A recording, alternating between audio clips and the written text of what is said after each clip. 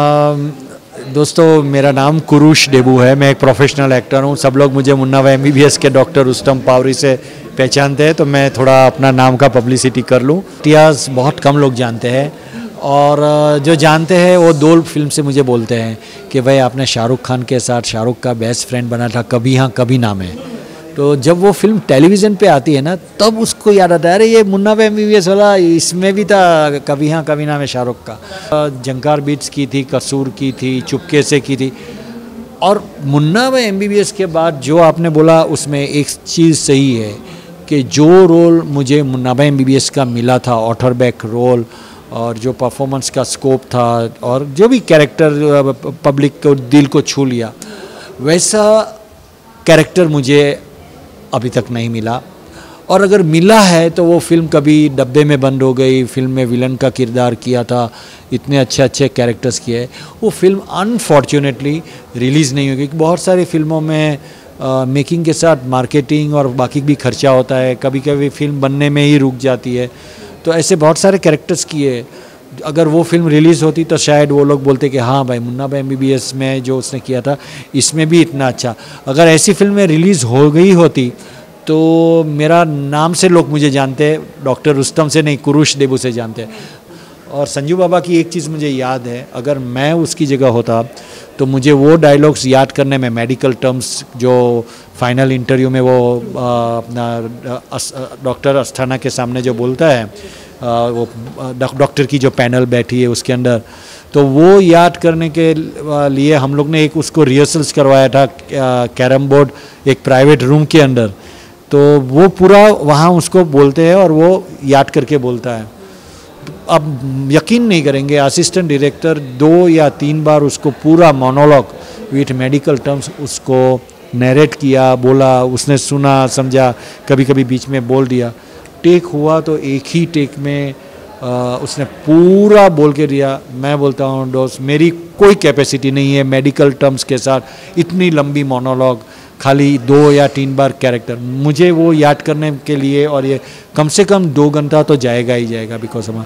तो hats off to ये कि एक संजू बाबा एक नेचुरल एक्टर है, टैलेंटेड एक्टर है and is a very good human being और बहुत ही हंसमुख है। इतने सारे एक्टर्स के साथ as far as the Sanjay Dutt is concerned, तो संजय दत्त जी 1 या 2 टेक में बिलीव करते हैं। He doesn't like multiple track unless के कुछ टेक्निकल प्रॉब्लम हो गया हो या परफॉर्मेंस के लिए ही डजंट वांट मोर टेक्स। तो एक बार मैं थोड़ा कंफ्यूज था एक सीन में, मुझे लगा कि नहीं मैं ऐसे नहीं, ऐसा परफॉर्म करना चाहिए था। तो उन लोगों ने, डायरेक्टर ने ओके बोल दिया। तो मैं बोला कि सर डायरेक्टर बहुत दूर बैठा था। तो संजय ने मेरा चेहरा देखा कि मैं थोड़ा मायूस चेहरा है, तो संजय बोला क्या तुझे एक और टेक चाहिए? Sir if it's possible I don't want to trouble you. तो उसने चिल्लाकर संजू बाबा ने राजू को बोला, राजू यार एक टेक चाहिए। और उसने मेरा नाम भी नहीं लिया कि कुरुश को चाहिए। अब संजू बाबा बोलेगा कि एक टेक चाहिए तो राजू ऐसा ही समझा कि संजू बाबा के लिए चाहिए। तो उन्होंने वो एक और टेक दिया, तो जिसके अंदर मुझे परफॉर्म करना था ऑपरेशन थिएटर के अंदर, वो परफेक्ट हो गया। तो शाहरुख खान तब वो शाहरुख खान नहीं थे जो आज वो शाहरुख खान है। मेरे लिए तो वो शाहरुख अभी भी वही है और उस वक्त भी वही था। क्या होता है ना कि एक सुपरस्टारडम का ऑरा बनता है। जब हम लोग काम कर रहे थे तब उसकी एक भी फिल्म रिलीज़ नहीं हुई थी। उसकी 2-3 आर्ट फिल्म रिलीज़ हुई थी, बट कमर्शियल फिल्म नहीं रिलीज़ हुई थी। तो हम लोग ने गोवा में शूट किया था कभी हाँ कभी ना, और थोड़ा बम्बई में भी किया था। Because of that Goa shooting we became very close friends. If you don't believe it, वो इतना कोऑपरेटिव है, उसकी वाइफ गौरी इतनी कोऑपरेटिव थी। तो मेरा एक स्टिल फ़ोटो सेशन होने वाला था पोर्टफोलियो के लिए, जिसको मॉडलिंग का और फिल्म के लिए उस वक्त बहुत ज़रूरी होता था। अभी तो पोर्टफोलियो की व्याख्या चेंज हो गई। तो उस वक्त मैंने खाली रिक्वेस्ट किया शाहरुख के मेरे पास ऐसे कॉस्ट्यूम्स नहीं है। बोला कि तुझे जो कॉस्ट्यूम्स चाहिए गौरी के पास लेकर जा। तो मैं उसके घर गया था जब वो बेंड्रा अपना मदर मैरी चर्च के पास, माउंट मैरी चर्च के पास रहता था, और मैंने जो कपड़े पसंद आए थे मैंने लिए थे और बहुत यूज़ किए थे, पोर्टफोलियो बनाया था और वापस रिटर्न किया था। तो बहुत क्लोज फ्रेंड्स थे। लेकिन बाद में क्या होता है कि कुछ ऐसे फंक्शंस होते हैं, प्रीमियर होता है, मुहूर्त होता है, तो मिलते हैं, उसके साथ वापस काम करने का मुझे मौका नहीं मिला। जब भी मिलते हैं हम लोग अभी भी हक करते हैं। मैं अभी भी शाहरुख करके उसको बुलाता हूँ, शाहरुख सर, या ये नहीं बोलता हूँ। तो इसका मतलब है कि हमारा बॉन्ड है। But now he is very busy, उसका खुद का प्रोडक्शन हाउस है, उसकी कंपनी है, तो बहुत सारी चीज़ें हैं। जो 3 फिल्म तो मुझे अभी भी याद आ रही है। एक पेज 3 में मैंने NRI हिरेन संघवी का कैरेक्टर किया था, मधुर बंदारकर की, वो कैरेक्टर बहुत फेमस हुआ था। फिर टैक्सी नंबर 9211 में नाना पाटेकर और जॉन अब्राहम के साथ बैंक मैनेजर का रोल किया था, बहुत पकाया था जॉन अब्राहम को, तो वो कैरेक्टर बहुत ही कॉमेडी में हिट गया था। और फिर एक माय फ्रेंड गणेशा 2 जिसमें मैंने एक लड़की का बाप का किरदार किया था, तो वो बच्चों को आज भी वो मेरा कैरेक्टर याद है। फिर मेरी जो सीरियल्स आई थी जिनी और जुजू, तो उसके अंदर भी मेरा जो डॉक्टर का किरदार था वो पब्लिक को बहुत पसंद आया था, स्पेशली चिल्ड्रन को। और शाकाला का बूम में कर्नल अंकल का रोल किया था, वो भी बहुत पसंद आया। तो वैसे मैंने कम से कम 50 फिल्म। बहुत स्वागत है सर, और बहुत अच्छा लग रहा है आपको इस तरीके से देखकर। आज नॉन स्टॉप धमाल के लिए हम आए हैं, बताएं हमें क्या किरदार होने वाला है नॉन स्टॉप धमाल में और कितना धमाल होने वाला है। दोस्तों, मेरा नाम कुरुश डेबू है, मैं एक प्रोफेशनल एक्टर हूँ। सब लोग मुझे मुन्ना भाई MBBS के डॉक्टर रुस्तम पावरी से पहचानते हैं, तो मैं थोड़ा अपना नाम का पब्लिसिटी कर लूँ। My name is Kurush debut, और मैं इस फिल्म में एक डॉक्टर का किरदार कर रहा हूँ। और मेरा जो रोल है वो कॉमेडी में है, और वो सबके साथ है। राजपाल जी के साथ मेरे इंडिविजुअल सीन्स भी है और पूरी टीम के साथ है। और मेरा रोल क्लाइमैक्स में आ रहा है, तो सोने पे सुहागा है कि क्लाइमैक्स है तो कोई मुझे भूल नहीं पाएगा। तो इट इज़ व्हाट यू से, जैसे होता है ना कभी कभी कॉमेडी एरर जो विलियम शेक्सपियर की होती है, तो यहाँ भी एक कॉमेडी एरर टाइप का ही सिचुएशन है।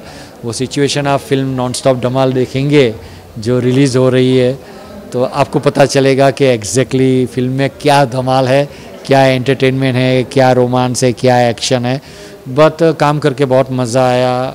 इरशाद जी जो राइटर है, डायरेक्टर है, उन्होंने बहुत अच्छा काम हमारे से लिया, and they have given us full liberty for improvisation. और अपना जो प्रोड्यूसर है उन्होंने भी हमें बहुत सपोर्ट किया। तो एक अच्छी फिल्म बनाई है with all great actors, great character actors. Rajpal ji है, अन्नू जी है, मनोज जोशी है, असरानी जी है, प्रियांशु चटर्जी है, बहुत सारी लंबी लिस्ट है, शायद मैं नाम किसी का भूल जाऊं, तो इसलिए मैं बोल रहा हूं कि entire cast and crew have given wonderful performance and creative inputs in non stop Dhamaal. तो उम्मीद करते हैं कि इतनी मेहनत की है, और जिन लोगों ने देखी है ट्रायल शो या प्रीव्यू, सबको बहुत पसंद आई है। और आज के ज़माने में क्या है कि बम्बई हो या हिंदुस्तान हो, इतनी सारी स्ट्रेस चलती है, तो ये कॉमेडी फिल्म एक स्ट्रेस बस्टर होती है, एक दवाई होती है जो आपको लेना ज़रूरी है, ताकि आप अपनी लाइफ में एंजॉय करें और आपकी स्ट्रेस भी आप नाबूद करें। वैसे आपने शुरुआत की कि लोग मुझे जानते हैं रुस्तम के किरदार से, जो मुन्ना भाई MBBS में आपने निभाया था, जिसके बाद कहीं ना कहीं आपने काम बहुत किया, लेकिन वो एक रिकॉग्नाइजेशन लोगों ने नहीं दिया। एक्चुअली आप जब लोग बोल रहे हैं, बिकॉज मास मीडिया वाले जो भी है उन्होंने मेरी डॉक्टर रुस्तम पावरी का किरदार मुन्ना भाई MBBS में देखा, जो शोले जैसी रिपीट वैल्यू फिल्म हो गई। बट उसके पहले का इतिहास बहुत कम लोग जानते हैं, और जो जानते हैं वो 2 फिल्म से मुझे बोलते हैं कि भाई आपने शाहरुख खान के साथ शाहरुख का बेस्ट फ्रेंड बना था कभी हाँ कभी ना में। तो जब वो फिल्म टेलीविज़न पे आती है ना, तब उसको याद आता है, अरे ये मुन्ना भाई MBBS वाला इसमें भी था कभी हाँ कभी ना में शाहरुख का। तो वो फिल्म मेरी एक बहुत अच्छी अभी भी यादगिरी है। दूसरा, मैंने पहली फिल्म NFDC की आर्ट फिल्म की थी जिसमें मैं हीरो था, पहली और आखिरी फिल्म, अभी मालूम नहीं फ्यूचर में कब हीरो की फिल्म मिलेगी। तो वो एक फिल्म का नाम था पर्सी। उसमें मैं best actor award, national award का नॉमिनेशन भी हुआ था, और नेशनल अवार्ड विनिंग फिल्म थी। और उसके बाद एक इंग्लिश फिल्म आई थी सच ए लॉन्ग जर्नी, रोशन सेठ, सोनी रजदान के साथ, नसीरुद्दीन शाह, ओमपुरी जी के साथ। तो वो फिल्म में मैंने पागल का किरदार किया था, तो उसमें मैं बेस्ट सपोर्टिंग एक्टर जो पागल का किरदार में मैं नॉमिनेट हुआ था। तो ये 2-3 फिल्में हैं जो मुन्ना भाई MBBS के पहले एक बेंचमार्क फिल्म्स है, बट वो ज़माने में आर्ट फिल्म्स इतनी चलती नहीं थी, तो टेलीविज़न के एक्सपोजर से ही यहाँ जाना जाता है। बल्कि अमेरिका, कनाडा और UK में सच अ लॉन्ग जर्नी अच्छी चली थी। तो ये एक इतिहास है। अभी उसके बाद जंकार बीट्स की थी, कसूर की थी, चुपके से की थी, और मुन्ना भाई MBBS के बाद जो आपने बोला उसमें एक चीज़ सही है कि जो रोल मुझे मुन्ना भाई MBBS का मिला था, ऑथर बैक रोल, और जो परफॉर्मेंस का स्कोप था और जो भी कैरेक्टर पब्लिक को दिल को छू लिया, वैसा कैरेक्टर मुझे अभी तक नहीं मिला। और अगर मिला है तो वो फिल्म कभी डब्बे में बंद हो गई। फिल्म में विलन का किरदार किया था, इतने अच्छे अच्छे कैरेक्टर्स किए, वो फिल्म अनफॉर्चुनेटली रिलीज़ नहीं होगी। बहुत सारी फिल्मों में मेकिंग के साथ मार्केटिंग और बाकी भी खर्चा होता है, कभी कभी फिल्म बनने में ही रुक जाती है। तो ऐसे बहुत सारे कैरेक्टर्स किए, अगर वो फिल्म रिलीज़ होती तो शायद वो लोग बोलते कि हाँ भाई मुन्ना भाई MBBS में जो उसने किया था इसमें भी इतना अच्छा।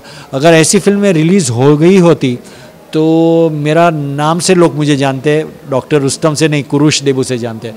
मैं एक एग्जांपल दे रहा हूँ, मैंने एक हॉरर फिल्म की है डैम ग्रेवयार्ड करके, जिसमें मैं मेन विलन का किरदार किया है। तो उसमें नेगेटिव कैरेक्टर था, वो अपनी बेटी के लिए कुछ भी कर सकता है वैसा कैरेक्टर था, बिल्डर है, करप्ट बिल्डर है, और बाद में गोस्ट स्टोरी हो जाती है बिकॉज हॉरर मूवी है। तो उसमें मेरे 2-3 शेड्स थे। अभी वो फिल्म में मेरा किरदार इतना अच्छा है और जो इमेज है डॉक्टर की और मुन्ना भाई MBBS से उससे टोटली विपरीत है।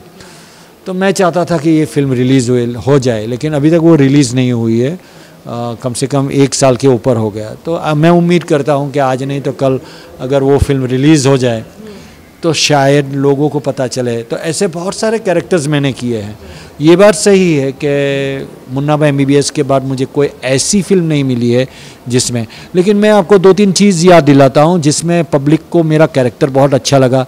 जो 3 फिल्म तो मुझे अभी भी याद आ रही है। एक पेज 3 में मैंने NRI हिरेन संघवी का कैरेक्टर किया था, मधुर बंदारकर की, वो कैरेक्टर बहुत फेमस हुआ था। फिर टैक्सी नंबर 9211 में नाना पाटेकर और जॉन अब्राहम के साथ बैंक मैनेजर का रोल किया था, बहुत पकाया था जॉन अब्राहम को, तो वो कैरेक्टर बहुत ही कॉमेडी में हिट गया था। और फिर एक माय फ्रेंड गणेशा 2 जिसमें मैंने एक लड़की का बाप का किरदार किया था, तो वो बच्चों को आज भी वो मेरा कैरेक्टर याद है।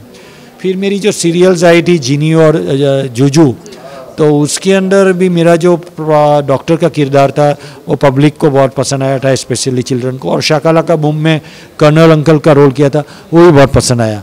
तो वैसे मैंने कम से कम 50 फिल्में की है, 25 TV सीरियल्स की है, 25 नहीं 15 वेब सीरीज़ की है, और कम से कम 200 से ज़्यादा मैंने एड फिल्म्स की है।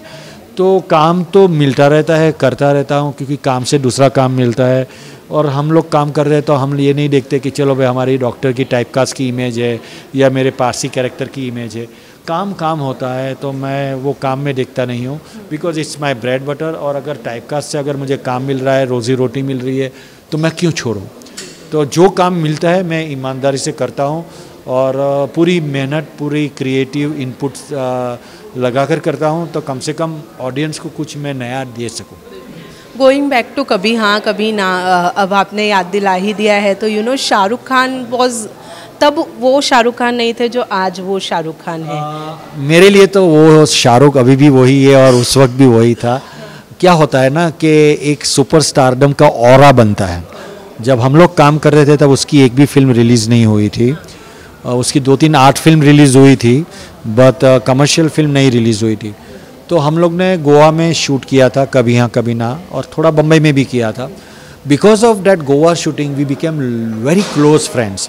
If you don't believe it, वो इतना कोऑपरेटिव है, उसकी वाइफ गौरी इतनी कोऑपरेटिव थी।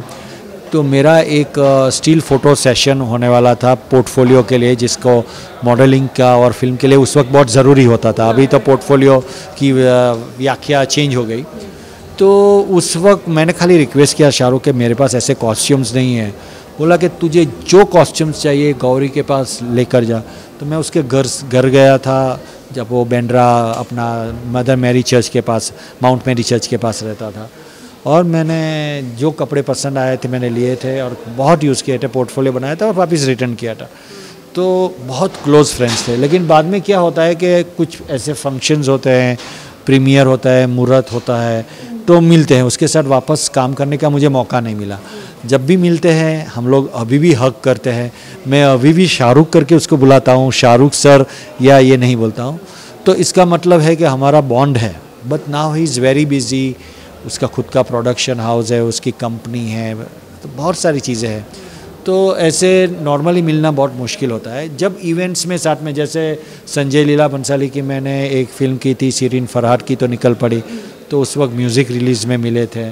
फिर कुंदन शाह गुजर गए थे तो उसकी शोक सभा में मिले थे, और एक ऐड किया था पेप्सी का तो उसमें मिले थे।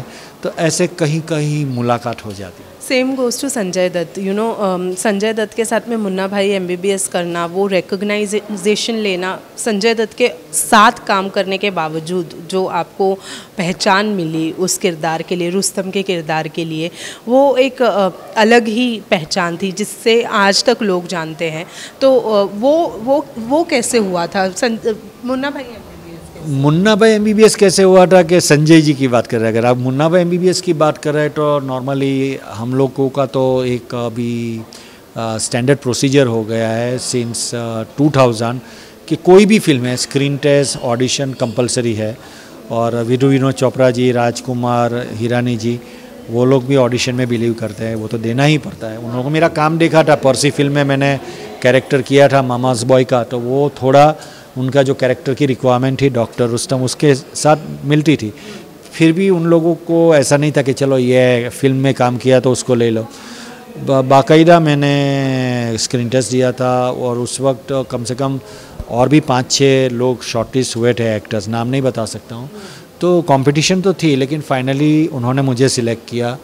और बस डायरेक्टर बहुत कोऑपरेटिव था राजकुमार जी, तो उन्होंने पूरी छूट दी। हम लोग ने रिहर्सल्स किए, ये किए, वर्कशॉप किया, तो उससे क्या हुआ कि एक बॉन्ड बन गया और then it was a very smooth shoot. As far as the Sanjay Dutt is concerned, तो संजय दत्त जी 1 या 2 टेक में बिलीव करते हैं। He doesn't like multiple track unless के कुछ टेक्निकल प्रॉब्लम हो गया हो या परफॉर्मेंस के लिए ही डजंट वांट मोर टेक्स। तो एक बार मैं थोड़ा कंफ्यूज था एक सीन में, मुझे लगा कि नहीं मैं ऐसे नहीं, ऐसा परफॉर्म करना चाहिए था। तो उन लोगों ने, डायरेक्टर ने ओके बोल दिया। तो मैं बोला कि सर डायरेक्टर बहुत दूर बैठा था। तो संजय ने मेरा चेहरा देखा कि मैं थोड़ा मायूस चेहरा है, तो संजय बोला क्या तुझे एक और टेक चाहिए? Sir if it's possible I don't want to trouble you. तो उसने चिल्लाकर, संजू बाबा ने राजू को बोला, राजू यार एक टेक चाहिए। और उसने मेरा नाम भी नहीं लिया कि कुरुश को चाहिए। अब संजू बाबा बोलेगा कि एक टेक चाहिए तो राजू ऐसा ही समझा कि संजू बाबा के लिए चाहिए। तो उन्होंने वो एक और टेक दिया, तो जिसके अंदर मुझे परफॉर्म करना था ऑपरेशन थिएटर के अंदर, वो परफेक्ट हो गया। तो बहुत सारी चीज़ें हैं जो he is a very good entertainer on set, मतलब उनके साथ काम करने में बहुत मज़ा आता था। वो कभी रोल के अंदर सीरियस नहीं रहता था, जैसे ही वो एक्शन बोलेंगे तो अपना कैरेक्टर में आ जाता था और कट बोलेगा वो कैरेक्टर के बाहर हो जाता था। और संजू बाबा की एक चीज़ मुझे याद है, अगर मैं उसकी जगह होता तो मुझे वो डायलॉग्स याद करने में, मेडिकल टर्म्स जो फाइनल इंटरव्यू में वो अपना डॉक्टर अस्थाना के सामने जो बोलता है, वो डॉक्टर की जो पैनल बैठी है उसके अंदर, तो वो याद करने के लिए हम लोग ने एक उसको रिहर्सल्स करवाया था कैरम बोर्ड एक प्राइवेट रूम के अंदर। तो वो पूरा वहाँ उसको बोलते हैं और वो याद करके बोलता है। अब यकीन नहीं करेंगे, असिस्टेंट डायरेक्टर 2 या 3 बार उसको पूरा मोनोलॉग विथ मेडिकल टर्म्स उसको नरेट किया, बोला, उसने सुना, समझा, कभी कभी बीच में बोल दिया। टेक हुआ तो एक ही टेक में उसने पूरा बोल के दिया। मैं बोलता हूँ दोस्त, मेरी कोई कैपेसिटी नहीं है मेडिकल टर्म्स के साथ इतनी लंबी मोनोलॉग, खाली 2 या 3 बार कैरेक्टर मुझे वो याद करने के लिए, और ये कम से कम 2 घंटा तो जाएगा ही जाएगा बिकॉज हम। तो हैट्स ऑफ टू ये कि एक संजू बाबा एक नेचुरल एक्टर है, टैलेंटेड एक्टर है and is a very good human being और बहुत ही हंसमुख है।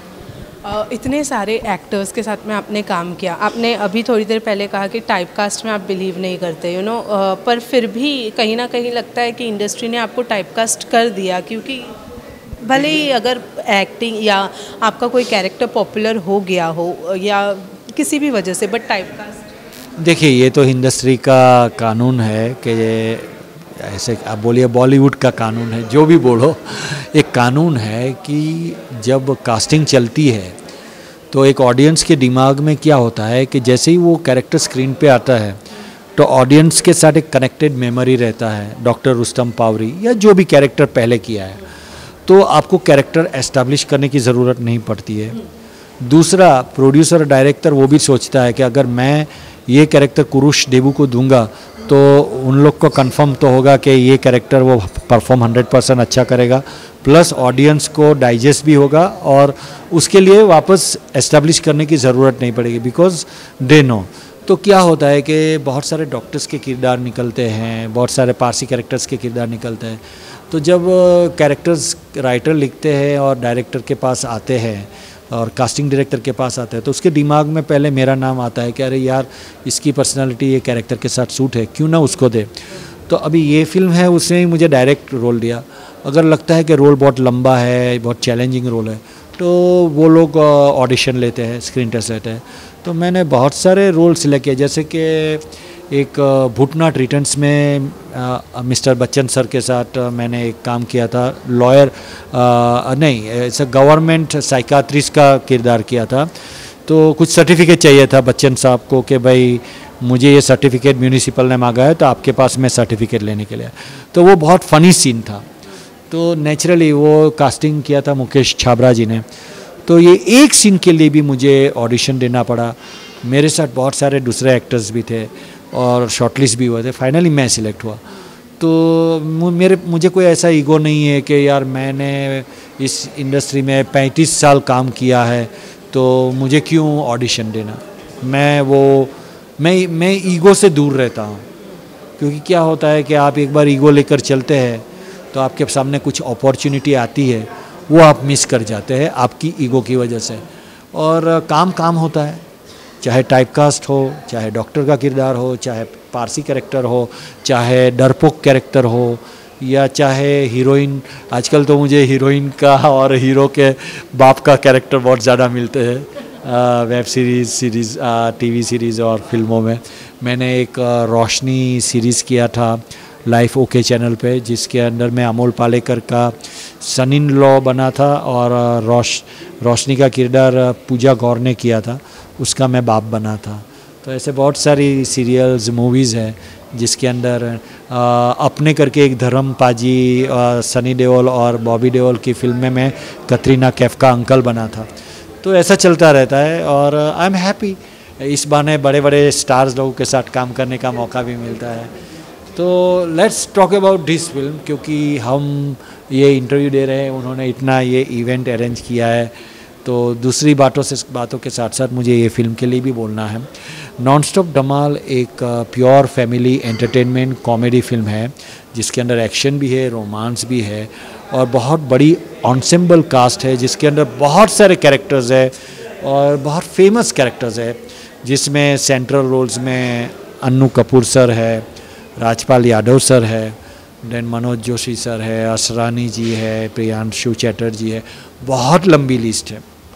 तो इतनी मेहनत करके इन्होंने फिल्म बनाई है, इसमें कोई भी आपका जो बॉलीवुड का एक टिपिकल मेन हीरो या स्टार्स होना चाहिए वो नहीं है। पूरी फिल्म कैरेक्टर बेस्ड है। तो ऐसी फिल्म रिस्क लेकर जब बनाते हैं, इतने बड़े बड़े रोल के अंदर, इतने बड़े बड़े सुपरस्टार कैरेक्टर्स को लेकर, कैरेक्टर एक्टर्स को लेकर, तो हम भी उम्मीद करते हैं कि भाई कम से कम आप एक बार थिएटर में जाके नॉनस्टॉप धमाल देखिए, अपने परिवार के साथ, अपने फ्रेंड सर्कल के साथ, अपने नेबर्स के साथ, अपना जो भी व्हाट्सएप ग्रुप है, सोशल नेटवर्क है, जो भी है, kindly spread the words. Word of mouth publicity से बहुत फिल्म चलती है। तो जब ऐसी फिल्म आती है, उनको पब्लिसिटी मार्केटिंग के साथ साथ ऑडियंस की वर्ड ऑफ माउथ पब्लिसिटी की भी बहुत ज़रूरत है।